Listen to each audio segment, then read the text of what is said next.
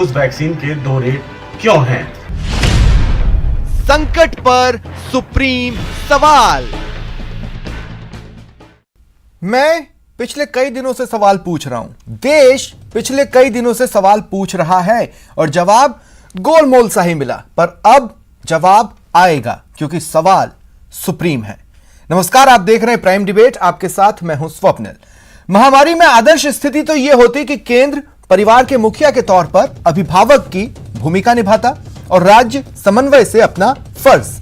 पर लोकतंत्र के अधिकतर स्तंभ जब सवालों के घेरे में आ गए, तब लोकतंत्र के सबसे मजबूत स्तंभ ने मोर्चा संभाला और पूछा सुप्रीम सवाल। आज इसी पर बहस। पहले प्राइम डिबेट के प्राइम सवाल नंबर 1। सुप्रीम कोर्ट ने पिछली सुनवाई में भी केंद्र से पूछा था कि आपका इस महामारी से लड़ाई का नेशनल प्लान क्या है, और आज भी बोला कि अपने नेशनल प्लान को थोड़ा एक्सप्लेन करने की जरूरत है। ऐसे में सवाल यह है कि क्या कोई नेशनल प्लान है या नहीं है, कोई नेशनल प्लान है भी या नहीं। सवाल नंबर 2, आप कह सकते हैं कि सिस्टम फेल हो गया, या आप कह सकते हैं सिस्टम कभी था ही नहीं। तो सिस्टम फेल हुआ या कभी था ही नहीं, यह है सवाल नंबर 2। और सवाल नंबर 3, एक ही दवा है जिसके कई दाम है। मैंने बार बार कहा कि अगर एक ही सामान खरीदने एक ही दुकान पर 2 ग्राहक पहुंचे तो वहां नीलामी नहीं होती है, वहां दाम एक ही होता है। वही सामान दोनों ग्राहकों को एक ही दाम पर बेचा जाता है। तो फिर ऐसे में दवा के ये जो कई दाम सामने आ गए, वो गलत है या सही, ये केंद्र को अपना स्टैंड अभी फिलहाल क्लियर करना है। ये जरूर है कि केंद्र ने दवा कंपनियों से कहा है कि वैक्सीन के दाम को ठीक ठाक करो। विपक्ष बार बार सवाल उठा रहा है। और मेरे साथ जो गेस्ट पैनल जुड़ रहा है, आपको इंट्रोड्यूस करवा देता हूं। मेरे साथ मौजूद हैं कांग्रेस नेता आरसी चौधरी जी, बीजेपी नेता आशीष चतुर्वेदी जी और वरिष्ठ पत्रकार अवधेश आकोदिया जी। आप सभी का स्वागत है न्यूज 18 राजस्थान पर। आशीष जी, आपसे मैं शुरुआत करना चाहता हूं। देखिए, अगर प्लानिंग हो तो चीजें बहुत सलीके से नजर आती हैं, लेकिन देश भर से आने वाले वीडियोस, तस्वीरें, बार बार अनेक चीजों की मांग, ऑक्सीजन की मांग, राजस्थान में, यूपी में, मध्य प्रदेश में, छत्तीसगढ़ में, कहीं भी, तो वो जितने भी वीडियोस हैं वो ये तो बता रहे हैं कि कोई प्लान एक्शन में तो नहीं है। इसीलिए सुप्रीम कोर्ट को भी दूसरी सुनवाई में फिर बोलना पड़ा कि नेशनल प्लान बताइए। देखिए स्वप्निल जी, ये जो महामारी आई है ये बहुत बड़ी विपदा है, और मुझे लगता है कि जिस रूप में आई है, जिस भयंकर रूप में आई है, उसके लिए शायद हमारा इंफ्रास्ट्रक्चर अब कम पड़ गया है, तभी हमें ऑक्सीजन की दिक्कतें आ रही है, मेडिसिन की दिक्कत आ रही है। लेकिन आप देखिए, सरकार ने भी इसको वार मोड पे लिया है। और आप ही जैसे मैं आपकी खबर ही सुन रहा था कि 2 अभी जामनगर हमने एयरलिफ्ट किए हैं टैंकर, और अभी IRUHS में टैंकर पहुंचा, और ऐसे दृश्य हमको लगातार देखने को मिल रहे हैं, चाहे विदेशों से आ रहे हों, चाहे अन्य राज्य उड़ीसा से आ रहे हों, और चाहे ट्रेनों से आ रहे हों। तो सरकार, और ये ऐसी विपदा है जहां पर पक्ष विपक्ष का कोई प्रश्न ही नहीं है। देखिए, क्योंकि हमको इस विपदा से अगर लड़ना है तो राज्य सरकारों को, केंद्र सरकारों को मिलकर के ही काम करना पड़ेगा। टीवी डिबेट्स में, या फिर देखिए, अगर आम तरीके से बोलूं, अगर आम आदमी अगर आपको रोक के कोई सवाल पूछे तो आप ये कह सकते हैं कि देखिए इससे जुड़ा ऐसा है वैसा है, और सीधा जवाब ना हो। आप टीवी डिबेट्स पर भी ऐसा कर सकते हैं, लेकिन सुप्रीम कोर्ट जब पूछेगा नेशनल प्लान क्या है, तो आप नेशनल प्लान बताएंगे ना।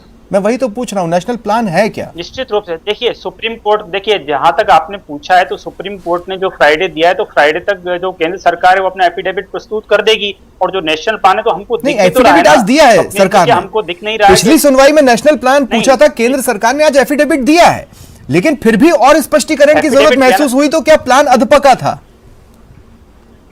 नहीं तो स्वप्निल जी, ये निश्चित रूप से केंद्र सरकार द्वारा वहां दिया जाएगा, लेकिन आप मुझे बताइए, पिछले 3-4 दिनों में आपको दिख नहीं रहा है क्या कि सरकार पूरे युद्ध स्तर पर लगी हुई है, कि चाहे मेडिसिन की सप्लाई हो, चाहे ऑक्सीजन हो, चाहे बाहर से कंसंट्रेटर लाना हो। तो फिर आशीष जी, आप ही के शब्दों में पिछले 3-4 दिन से दिख रहा है, करना ही नहीं। तो उससे पहले तकरीबन दिक्कतें थी। देखिए ये जो आपदा है, ये वेस्टर्न कंट्रीज में भी आई है, यूएस में भी आई है, यूरोप में भी आई है। देखिए, जिस वॉल्यूम से ये आई है, शायद हमारा इंफ्रास्ट्रक्चर उसको लिए तैयार नहीं था। देखिए आज एक्चुअली जो बीच में समय मिला, तो उसमें भी हमें पूछना चाहिए कि फिर बोलो इतने दिन क्या किया। लेकिन आशीष जी, मैं आपसे आगे सवाल लूंगा। मैं स्टेट के प्लान को भी दरअसल यहाँ पर सवालों के घेरे में लेना चाहता हूँ। आरसी साहब, मैं आपके पास आ रहा हूँ। ये ठीक है कि केंद्र अपना नेशनल प्लान बताएगा, लेकिन स्टेट का प्लान क्या है? स्टेट का प्लान ये है कि हर चीज पर पहले केंद्र के पाले में गेंद फेंको, पहले केंद्र पर दबाव बनाओ, केंद्र को कोसो, और फिर हम देखते हैं हम क्या कर सकते हैं। क्या इस प्लान पर स्टेट चल रहा है? निश्चित रूप से स्वप्न जी, आपने आज महत्वपूर्ण टॉपिक रखा है और मैं उम्मीद करता हूं कि मैं आज भारतीय जनता पार्टी की नाकामी पे कोई शब्द नहीं बोलूंगा। जिसकी घर में परिवार में जान जाती है वो सरकार के आरोप और प्रत्यारोप नहीं देखता, वो जवाबदेही और जिम्मेदारी देखता है। और मैं उम्मीद करता हूँ मेरे तमाम पर्सन आपके जो होंगे वो कांग्रेस की पार्टी की तरफ से मैं जरूर आपके सामने रखूंगा। तो बताइए। सबसे पहले तो मैं ये कहना चाहूंगा कि covidinfo.rajasthan.gov.in एक लिंक है जिसपे पूरे राजस्थान के हॉस्पिटल्स की बेड की लाइव स्ट्रीमिंग, क्या पोजीशन वहां पे है, ये तमाम चीजें आपको पता चल सकती है। राजस्थान की कांग्रेस पार्टी और राजस्थान की सरकार दोनों ने 2 कंट्रोल रूम एस्टेब्लिश किए, पार्टी लेवल पे और सरकार लेवल पे, जो राउंड द क्लॉक 24 घंटे चलते हैं। मैं आपके माध्यम से राजस्थान के तमाम लोगों को वो सरकारी जो कंट्रोल रूम है उनके नंबर बताना चाहूंगा, 222500-500-5624, जिसकी मॉनिटरिंग स्वयं चिकित्सा मंत्री राउंड द क्लॉक करते हैं। अब हमने क्या किया, निश्चित रूप से ये कोई जो अनहोनी है वो एक दिन में नहीं आ गई थी। जब हमारा मौसम विभाग और मौसम विज्ञान आने वाले तूफान की 3 दिन पहले 5 दिन पहले जब अगर भविष्यवाणी कर सकता है तो ये विदेशों के अंदर आई हुई महामारी हिंदुस्तान में बहुत लंबे समय बाद में पहुंची थी। 30 जनवरी को जब केरल में पहली बार डिटेक्ट हुआ था, तब 12 फरवरी को राहुल गांधी जी ने इस बात को लेकर चेतावनी दी थी। उस पर हमने क्या किया, निश्चित रूप से हमारी जिम्मेदारी होनी चाहिए। और राजस्थान की सरकार, तो सर स्टेट ने क्या किया इसी पीरियड में? स्टेट ने क्या किया? अगर राहुल गांधी ने चेतावनी दी थी, जैसा कि आप बताते रहे समय समय पर, तो मेरा सवाल आपसे यह है कि बीच में आप भी तो ढीले पड़े, तब तो प्रदेश में इतनी स्थिति है कि आज रिकॉर्ड तोड़ मौतें हो रही हैं। तो इस पीरियड में आपने क्या किया? आपके पास क्या प्लान है? यही कि केंद्र पर दबाव बनाते रहो? हाँ, निश्चित रूप से आप मेरी जिम्मेदारी रखिए, मैं जवाब देना चाहता हूं स्वप्निल जी। राजस्थान की सरकार को ऑक्सीजन और रेमडेसिविर जो इंजेक्शन है वो कंट्रोल्ड है बाय द सेंट्रल गवर्नमेंट, इसलिए मुझे जरूरत है तो मैं किससे मांगूंगा स्वप्निल जी? दूसरा जो हमारी जो तैयारी, लेकिन केंद्र से तो आपको ऑक्सीजन प्लांट्स के लिए पैसा मिला था, वो प्लांट्स एक्टिव हुए क्या? निश्चित रूप से राजस्थान की सरकार ने 140 मेट्रिक टन ऑक्सीजन के उत्पादन के लिए 36 दिनों के अंदर 47 जो प्लांट का इस समय में जो होना चाहिए था वो प्रोडक्शन हमने स्टार्ट किया। हमने यहाँ पे 67 जो लेब्स हैं जो कोविड टेस्ट के लिए 85,000 पर डे की कैपेसिटी से आज कर रही है, हमारी कैपेसिटी 1 लाख तक की है। ठीक है, हमने ऑक्सीजन के जो बेड है 14,300। अगर आप मुझसे पूछेंगे ना कि स्वप्निल जी आपको ये करना है, इसमें आपका क्या प्लान है, तो मैं प्लान कुछ इस तरह से बताऊंगा कि सबसे पहले तो मैं ये करूंगा, फिर मैं ये करूंगा, और जब इतना अचीव कर लूंगा तो मेरा स्टेप यहां से ये हो जाएगा। कम से कम मुझे प्लान की डेफिनेशन यही पता है। हो सकता है कि मेरी जानकारी गलत हो, लेकिन अगर किसी से प्लान पूछते हैं तो वो इस तरीके से बताता है। मैं अवधेश जी आपके पास आ रहा हूं। और अवधेश जी देखिए, मैं कहना क्या चाहता हूं, केंद्र सरकार ने सुप्रीम कोर्ट में अपने एफिडेविट में कहा कि जब नेशनल प्लान पूछा गया तो उसमें अपनी जवाब का हिस्सा बनाया कि प्रधानमंत्री खुद निगाह बनाए हुए हैं, और प्रदेश में अगर हम पूछेंगे तो सीएम खुद निगाह बनाए हुए हैं। लेकिन ये थोड़ी ना प्लान होता है। मतलब अगर कोई प्लान है भी तो वो इन एक्शन नहीं है ना अवधेश जी? देखिए स्वप्निल जी, हो क्या रहा है, देखिए अभी जो स्थिति है वो है आग लगने पर कुआं खोदने वाली स्थिति। किसी ने, ना तो सेंट्रल गवर्नमेंट है ना स्टेट गवर्नमेंट ने, किसी ने भी नहीं सोचा था कि सेकंड वेव आएगी। तो इसको लेके तैयारी किसी की नहीं थी। अचानक से जब सेकंड वेव आ गई तो जो पूरा के पूरा सिस्टम है हमारा वो कोलैप्स कर गया। तो जब कोलैप्स कर गया तो सब अपना चेहरा बचाने की कोशिश कर रहे हैं। देखिए खामियां चारों तरफ दिख रही हैं। इस खामियों का जिम्मेदार कौन है? सिर्फ इसका ठीकरा फोड़ने के लिए सिर ढूंढे जा रहे हैं। देखिए ये सब कह रहे हैं कि इन्होंने वो नहीं किया, स्टेट बोलता है केंद्र ने ये नहीं किया, केंद्र बोलता है स्टेट ने ये नहीं किया। ये कोई नहीं बता रहा है कि किया किसने क्या किया। ये सब बता दें किसने क्या नहीं किया, लेकिन ये कोई नहीं बताता है कि किसने क्या किया। ये स्थिति है तो ये कब जाके, जैसे आग लग जाती है उसके बाद आप कुआं खोदना प्रारंभ करेंगे तो कब जाके कुआं खुदेगा, पानी निकलेगा, आग बुझेगी, तब तक कितने लोग जल जाएंगे, कितने लोग झुलस जाएंगे, इस स्थिति से हमारा देश और प्रदेश इस समय गुजर रहा है। और इसके लिए पूरी की पूरी जो केंद्र सरकार है, राज्यों की सरकार है, वो सबके सब जिम्मेदार अभी हैं। हाल ही में एक मीटिंग चल रही थी, प्रधानमंत्री नरेंद्र मोदी कोरोना से सबसे ज्यादा प्रभावित राज्यों के मुख्यमंत्रियों के साथ जुड़े हुए थे। उसी वक्त एक मुख्यमंत्री का पोर्शन लाइव हो गया और उस पर हाय तौबा मची। कई टीवी डिबेट्स बुलाई गई, हमने नहीं बुलाई क्योंकि मुझे उसकी जरूरत महसूस नहीं हुई। मैं कहना यह चाह रहा हूं कि एएपी ने आकर बोला, पहले तो वार किए, बीजेपी ने और जम कर वार किए कि प्रोटोकॉल से अगेंस्ट हो गया, लेकिन मैं कह रहा हूं कि उतने हिस्से में एक ट्रांसपेरेंसी तो शायद नजर आ सकती थी। इतने हाय तौबा की जरूरत नहीं थी, लेकिन जब आपके पास प्लान नहीं होता है तो हाय तौबा होती है।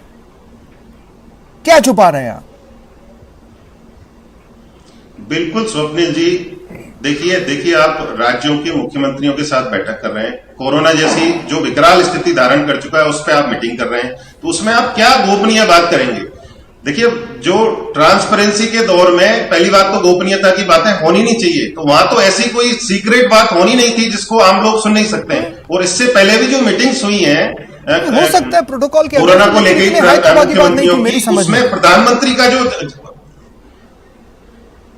बिल्कुल नहीं थी कि जिसपे ऐसे समय पर जब जो पॉलिटिकल पार्टीज हैं, जो नेता हैं उनको पूरा के पूरा ध्यान लगाना चाहिए किस तरह से लोगों को मदद पहुंचाई जाए। उसकी बजाय आप अपनी ऊर्जा को नष्ट कर रहे हैं एक दूसरे पर आक्रमण करने पर। तो इतनी बड़ी बात नहीं थी कि इस पर इतनी बड़ी हाय तौबा मचाई जाए।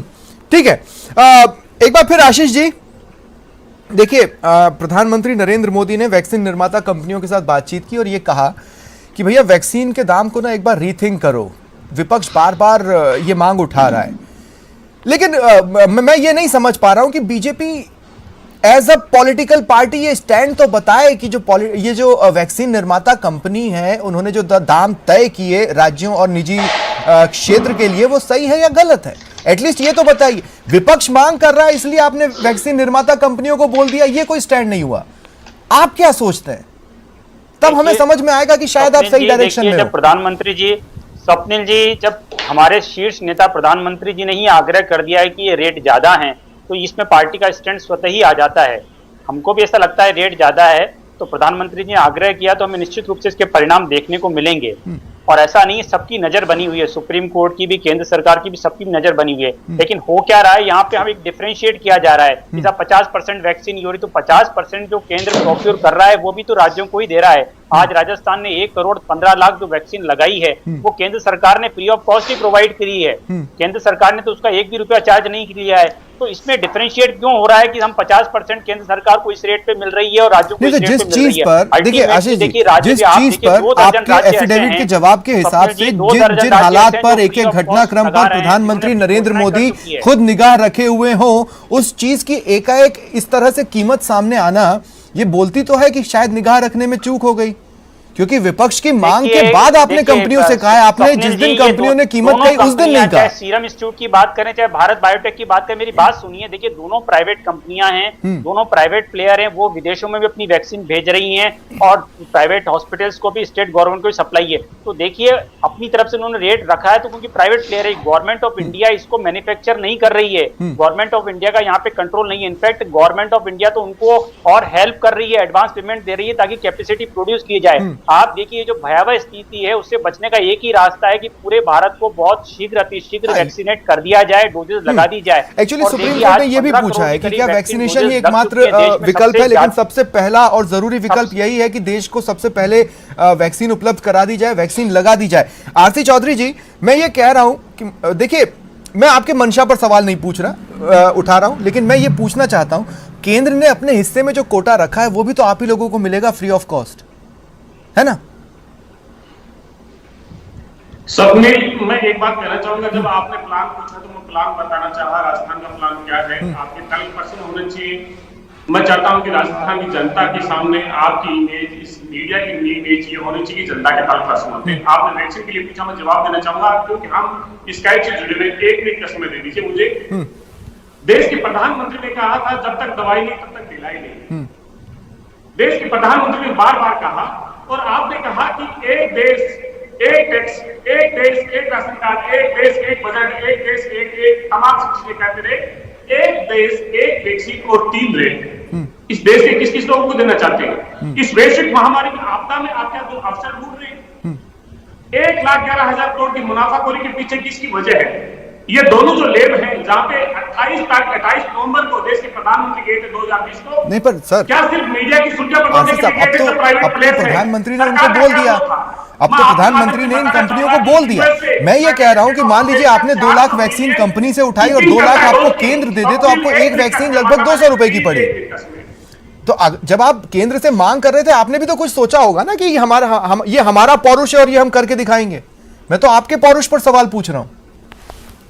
स्वप्निल, मैं ये कह रहा हूं कि जब आज ऑक्सीजन उत्पादन करने वाली इंडस्ट्रियल चीजें हैं इस देश के अंदर, आपदा के समय में सर्वभूमि गोपाला होती है। यहाँ पे चाहे निजी प्लेयर हो या चाहे कोई भी हो, आपदा को किसी को अवसर के तौर पे नहीं दिया जा सकता, आपदा को व्यापार के तौर पे तब्दील नहीं होने दिया जा सकता। वहां पे सिद्धार्थ बुद्ध बना था राजपाट त्याग के, यहाँ पे जो बुद्ध था वो गिद्ध बन गए। इस महामारी के अंदर लाभ का काम देख रहे हैं, ये कौन कर रहा है? कंट्रोल कैसी है उन पर? किसने रोका है आपको? केंद्र की सरकार, आपके पास भी तो कोई प्लान होगा। आज उन्होंने फ्री मार्केट को ओपन किए कि वो किसी भी तरीके से बोले। हिंदुस्तान के पड़ोसी देशों के अंदर आप सस्ते में बेचते हो और राजस्थान के लोगों को और हिंदुस्तान के लोगों को महंगे में बेचते हो। ठीक है, आखिर ये पैसा तो हिंदुस्तान की जनता का है। आशीष जी, शॉर्ट में जवाब दीजिए, मुझे अवधेश जी के पास जाना है। शॉर्ट में काउंटर कीजिएगा। ये पैसा हिंदुस्तान की जनता का है और उसके पीछे लाभ की मंशा क्यों? चौधरी जी अगर शांत होंगे तो मैं आशीष जी बोले, जल्दी शॉर्ट में बोले। देखिए स्वप्निल जी, शॉर्ट में बता रहा हूँ स्वप्निल जी, देखिए राहुल गांधी जी डिमांड करते हैं कि फॉरेन कंपनियां उनको ओपन कर दिया जाए। अब मुझे बताइए, अब कल से फाइजर आएगी, मॉडर्ना आएगी, जॉनसन एंड जॉनसन आएगी, उन पर हमला बोल दिया था। आएगी, इसका अगर वो प्राइस तय होगा तो देखिए अब भारत सरकार कैसे कंट्रोल करोगी? एक तरफ तो आप डिमांड कर रहे हैं कि उसको मत करिए ना, देश के उसको तो कंट्रोल करना था। राज्यों को स्वायत्ता दीजिए। आप जानते हैं कोवैक्सीन कोविशील्ड से महंगी पड़ रही है। आप जानते हैं कोवैक्सीन कोविशील्ड से महंगी पड़ रही है।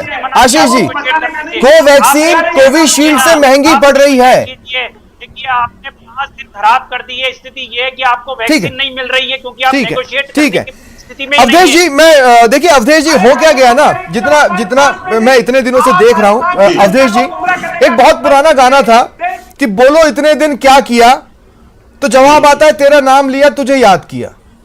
यही किया है सियासत ने इतने समय में।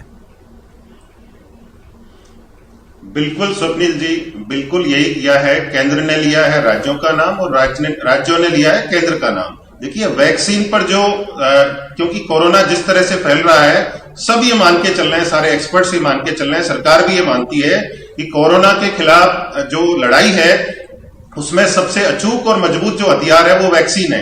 वैक्सीन की जो प्लानिंग स्टार्टिंग से है, आप सरकार पहले फोकस करती रही स्वदेशी कंपनी होनी चाहिए, उसके बाद आपने बाहर भी काफी मात्रा में वैक्सीन को भेज दिया। उसके बाद जब आपको लगा कि अब तो बड़ी संख्या में वैक्सीनेशन करना पड़ेगा, तो आपने राज्यों के ऊपर छोड़ दिया, एक प्राइस तय नहीं की। जिस प्राइस में आपको केंद्र सरकार को मिल रही है, राज्यों को उस प्राइस पर क्यों नहीं मिलनी चाहिए?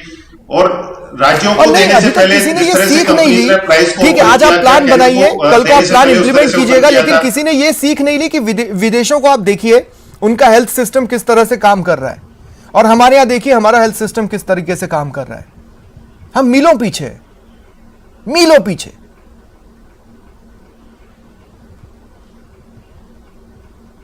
बिल्कुल स्वप्निल जी, जब आप देखिए कोई योजना आप बनाएंगे तो आप ये सारी चीजें सोचेंगे ना। जब आपके पास योजना ही नहीं है, वैक्सीनेशन का जो पूरा प्लान है, पूरी जो वैक्सीन ड्राइव है वो ये सोचकर थी कि भारत से कोरोना चला गया है, कोई सेकंड वेव यहाँ पर नहीं आएगी, लेकिन सेकंड वेव आ गई, तो आपकी पूरी की पूरी जो योजना है पहले की वो गड़बड़ा गई आपकी। अब नए सिरे से आपको योजना बनानी पड़ेगी, उसमें समय लगेगा। अभी वो इनिशियल स्टेज है। शुक्रिया आप तीनों का मेरे साथ जुड़ने के लिए। तो ये था आज का प्राइम डिबेट। नमस्कार।